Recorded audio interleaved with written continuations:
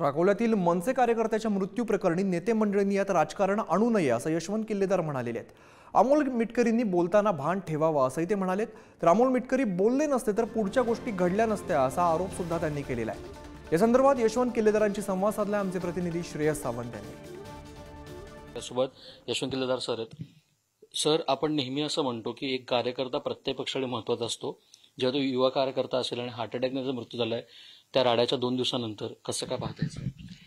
खरं तर कसं आहे, ही दुःखद घटना आहे आणि ह्या जो काही मृत्यू झालाय जयचा, त्याचं राजकारण करू नये। म्हणजे कृपया मला सर्वच पक्षाच्या नेत्यांना विनंती आहे माझी की मृत्यूच्या पलीकडे जाऊन तुम्ही विचार करायला हवा, तर राजकारण त्याचं करू नका। झाली ती गोष्ट खूप दुःखदायक आहे, यात शोक व्यक्त करण्यापलीकडे आमच्या हातात काही नाहीये।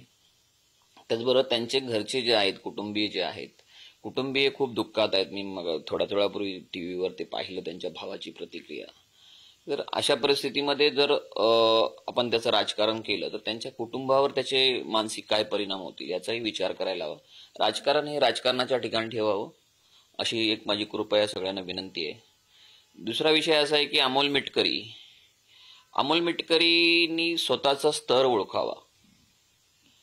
एखाद्या मोठ्या नेत्यावर आपण एखादी प्रतिक्रिया देतो तेव्हा आपला स्वतःचा काय स्तर आहे ना, ह्याचा त्यांनी प्रथम विचार करायला हवा। राज ठाकरे साहेब पुण्या दौऱ्यावर असताना तिकडे जो काही पूर परिस्थिती झाली होती, तिथे त्यांचा तो भेट होती, त्या भेटीदरम्यान त्यांनी हे वक्तव्य केलं होतं की पुण्याचे पालकमंत्री पुण्यात नसताना देखील धरणं वाहिली, हा एक विनोद होता। आणि ही ठाकरे हे विनोद अशा प्रकारचे विनोद आज नाही करत, गेले अनेक वर्ष बाळासाहेबांपासून हे असे विनोद होतात। ते साहेब, राज ठाकरे साहेब सुद्धा अनेकदा विनोद करतात।